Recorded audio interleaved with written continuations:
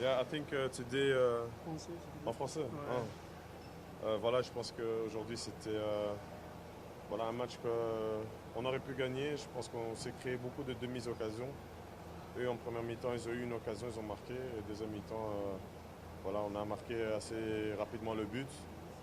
Mais voilà, c'était vraiment des demi-occasions. Et voilà, je pense que si on serait créé des occasions réelles, on aurait gagné le match. Je pense que voilà, on a bien récupéré, bien s'est préparé pour le match de ce week-end, pour aller avec beaucoup de confiance là-bas et faire ce qu'on doit faire pour se qualifier pour cette Ligue des Champions.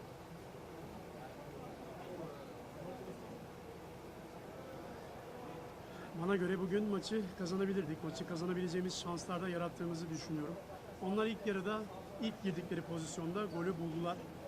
Sonrasında ikinci yarıya hızlı bir başlangıç yaptık ve ikinci yarıya başlar başlamaz biz de golü bulduk. Söylemiş olduğum gibi yaratmış olduğumuz fırsatlar vardı. Bu fırsatları değerlendirebilseydik, golle taçlandırabilseydik bugün tabii ki de kazanabilirdik. Şimdi iyi bir şekilde dinleneceğiz. Çünkü hafta sonu oynayacağımız önemli bir karşılaşma olacak. O maçtan alacağımız olumlu neticeyle beraber özgüvenli bir şekilde Lyon maçına hazırlanacağız. Hayırlı olsun. İlk defa Fenerbahçe forması gibi. Atmosfer hakkında neler söyler? Bir de hazırlık, yani kendini ne kadar hazır hissediyor, ne seviyede onu da ekleyebilirim. Teşekkür ederim. Donc il y a deux questions. La première fois, tu as joué avec le maillot de Fenerbahçe. Comment tu as trouvé l'ambiance dans le stade? Et deuxième question, est-ce que tu peux donner un pourcent d'être prêt? Combien de pourcents tu es prêt? Je pense que l'ambiance a été excellente. C'est une des seules fois où j'étais vraiment surpris par les supporters pour lesquels j'ai joué. Donc voilà, je veux remercier les supporters pour leur soutien parce qu'ils motivent vraiment les joueurs à donner le meilleur de eux-mêmes. Et ouais, je pense que là maintenant, je suis à, vu les 4 derniers entraînements, je pense que je suis à 75%. Et, 50? 75, 75. 75 pour dire. 75. Donc voilà, là maintenant, cette semaine, on va encore avoir une grosse semaine de travail et voilà, ce sera à moi de gagner ma place. C'est mon ambition d'aider l'équipe comme tous les joueurs pour que Fenerbahçe gagne. Çok mükemmel bir ambiyans olduğunu söylemek istiyorum stadımızda. Taraftarlarımız gerçekten mükemmel bir ambiyans yaratıyorlar.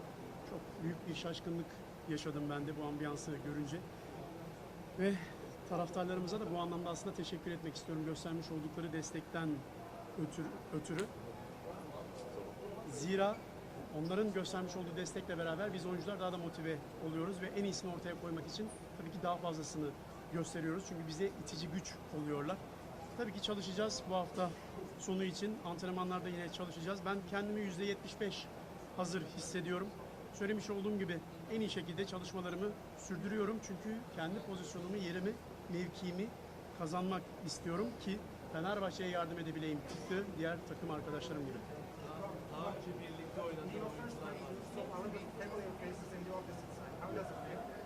Yeah, İsim oldu. Ah. La question isim. yeah.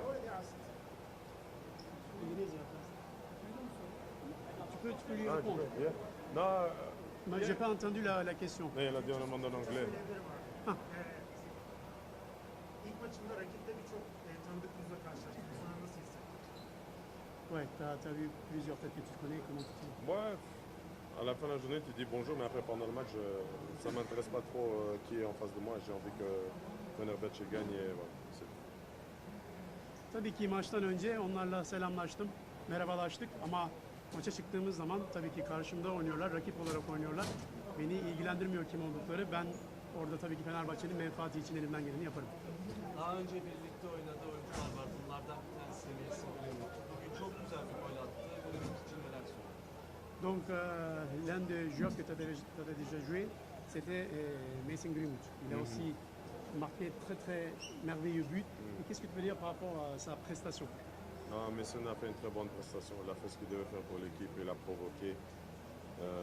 Il s'est créé des occasions, beaucoup de moments de danger pour l'équipe adverse.